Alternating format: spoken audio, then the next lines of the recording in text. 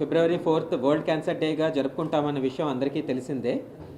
ఈ world cancer day సందర్భంగా Apollo cancer centres not just in Visakhapatnam, across India, మన భారతదేశంలో ఉన్న అన్ని అపోలో క్యాన్సర్ సెంటర్స్లోనూ ఒకే వాయిస్తో మేము ఏం చెప్పదలుచుకున్నామంటే గవర్నమెంట్ ఆఫ్ ఇండియాకి క్యాన్సర్ని ఒక నోటిఫైయబుల్ డిసీజ్ కింద పరిగణించాలి గవర్నమెంట్. నోటిఫైయబుల్ డిసీజ్ అంటే ఎక్కడైనా క్యాన్సర్ డయాగ్నోసిస్ అయినా, అది డాక్టర్ దగ్గర అయినా, హాస్పిటల్ దగ్గర అయినా, ల్యాబ్లోనైనా, అది ఖచ్చితంగా చట్టరీత్యా గవర్నమెంట్కి ఆ విషయం, ఆ డీటెయిల్స్ తెలియజెప్పాలి.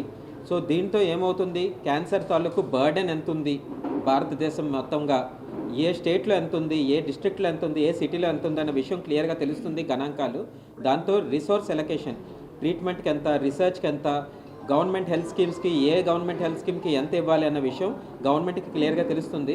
క్యాన్సర్ తాలూకు ట్రీట్మెంట్ ఇంకా ప్రతి పౌరుడికి క్లియర్గా చెందుతుంది అన్న విషయం మనం ఈ ద్వారా తెలియజేసుకున్నాం.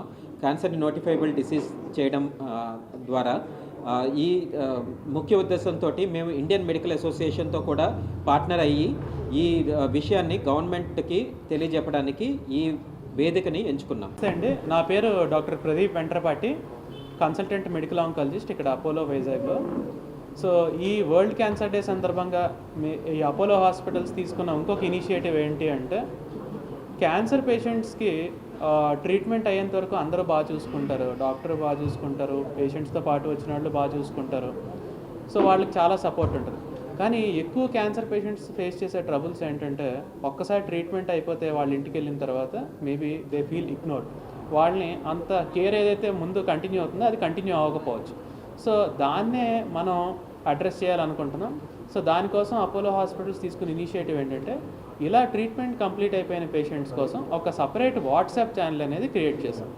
సో ఈ వాట్సాప్ ఛానల్లో పేషెంట్ 24 hours 365 days ఏ క్షణాన్ని అయినా కూడా ఎలాంటి కంప్లైంట్ ఉన్నా కూడా ఆ వాట్సాప్ ఛానల్ ద్వారా మమ్మల్ని రీచ్ అవ్వచ్చు. సో డాక్టర్ వాళ్ళ చేతుల్లోనే ఉన్నట్టుగా ఉంటుంది. సో ఇది చాలా మంచి ఇనిషియేటివ్.